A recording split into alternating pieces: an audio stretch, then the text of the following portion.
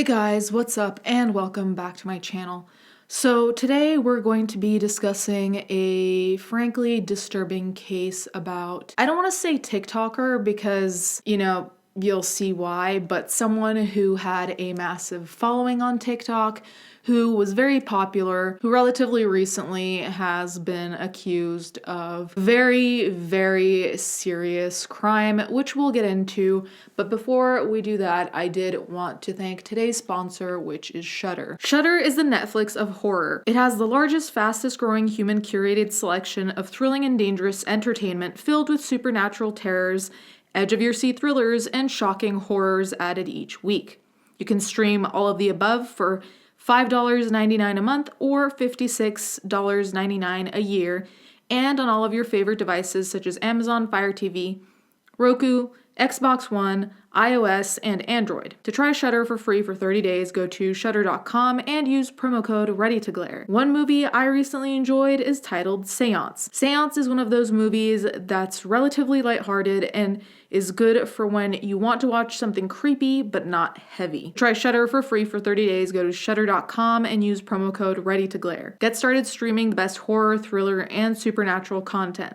Shudder's expertly curated collection includes must-see titles like Vicious Fun, The Mortuary Collection, and PG Psycho Gorman, plus the best horror documentaries and the hit Creepshow TV series from executive producer Greg Nicotero of The Walking Dead. Thank you, Shudder, for sponsoring this video. So the case in question I want to talk about is that of a TikTok personality called JinnKid. JinnKid is popular for doing impressions. This person seemed like a relatively normal person on TikTok until he committed one of the most heinous crimes I can imagine. So his real name is Ali Abulaban, and he was living in San Diego, and that's also where he's detained. Just to give you an idea of the impact of JinnKid in terms of his social media presence, he had about 940,000 followers on TikTok, I believe, close to 1 million.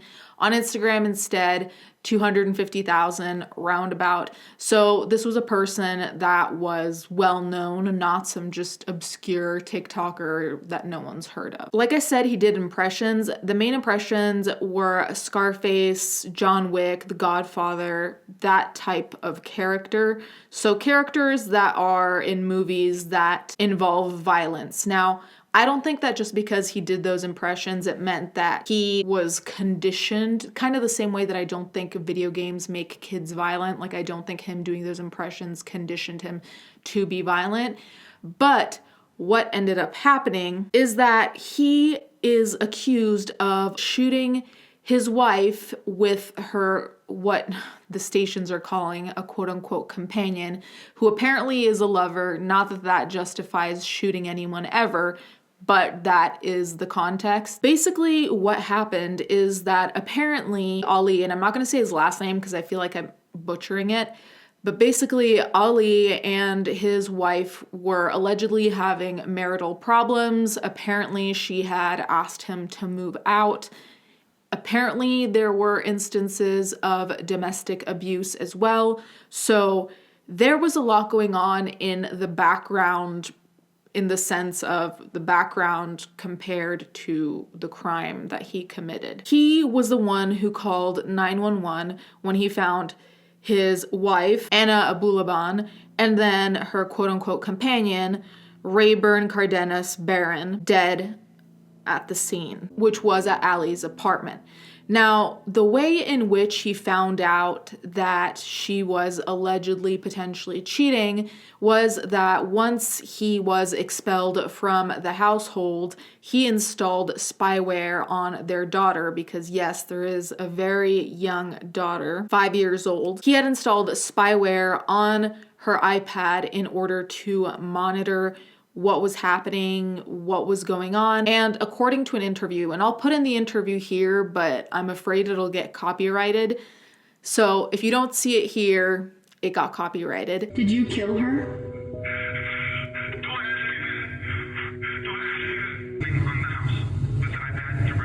So when you heard Rayburn's voice, you went to... I didn't recognize him. I didn't know who it was. But what were you thinking? I was freaking out. Oh my God, I caught her. I caught her. Oh my God. There's a man. And then guess what? Right here. Nightmare. R&B music.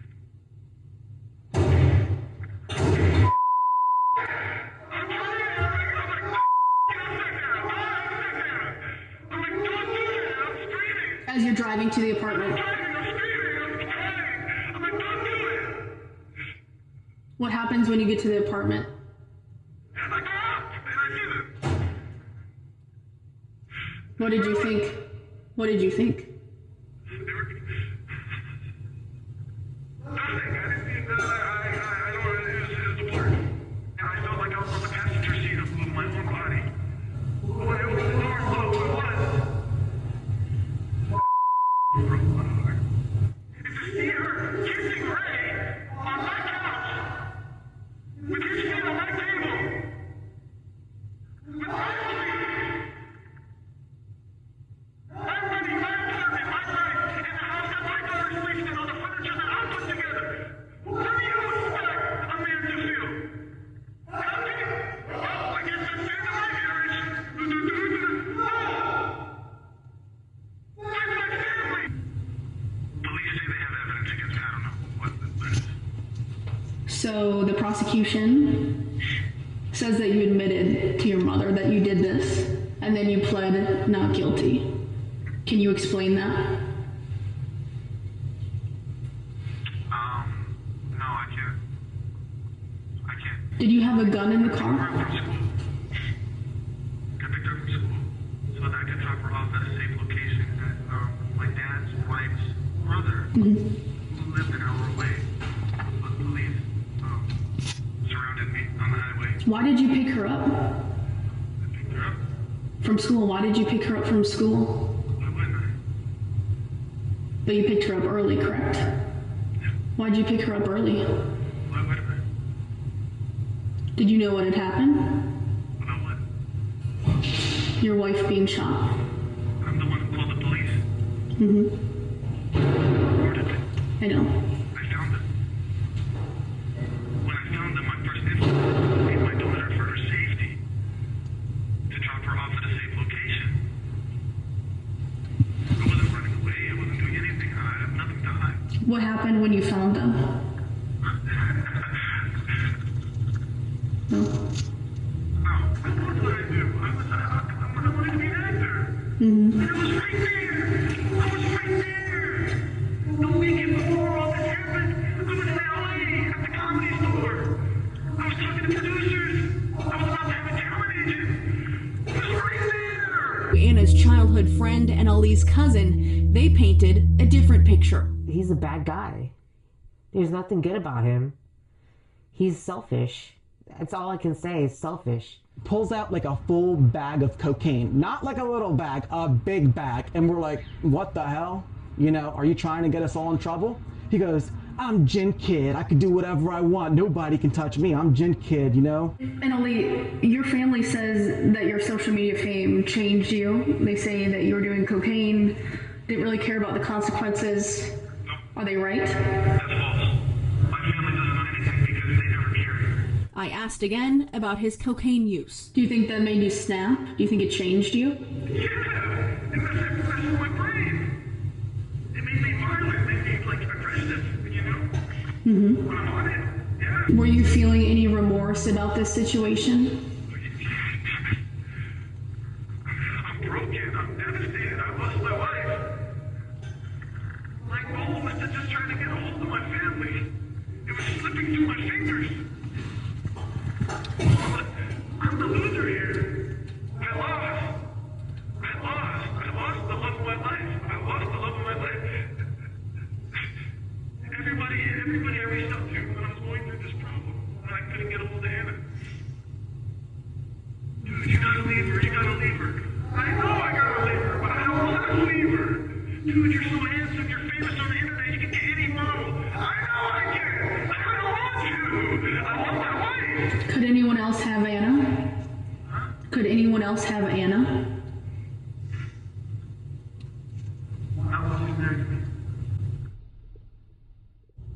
So One of the most disturbing parts of this case is that in the interview, you can see his emotions very clearly, and I think that's helpful in drawing your own conclusions. How believable is it that someone else just knew about this meetup encounter between the wife and Rayburn and had some kind of vendetta to the point of shooting? The interviewer asks Ali if he had killed his wife, and he said, "Don't ask me that. Don't ask me that." If you didn't kill your wife, I don't know why you'd say that. You know, like, I understand people deal with grief differently. There are a lot of factors that go into how people respond to death of the people closest to them in their lives, the people they love the most in their lives. But this gave me Chris Watts. This just gave me a very eerie vibe.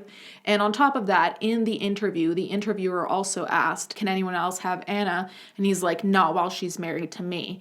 Which wouldn't be as eerie if the context wasn't the very context we're dealing with of murder, death, jealousy, rage, domestic violence, so on and so forth. It's really just a horrible case, but I think what makes it more surreal is that this person was a person who was on TikTok doing these relatively comedic TikToks, and then there's this. And obviously you can't tell someone's personality via their TikTok or their social media, but it is bizarre to see how someone went from being a TikTok star who allegedly was seeing talent management and might have been in movies allegedly to this. Anyways, guys, you can let me know what you think in the comments down below based on what I told you and based on potentially the interview if you see it.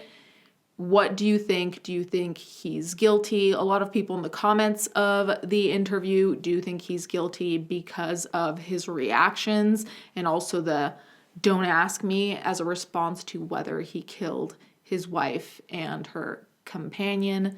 Let me know. Thank you guys so much for watching. Thank you to my patrons as always, and I'll catch you guys next time.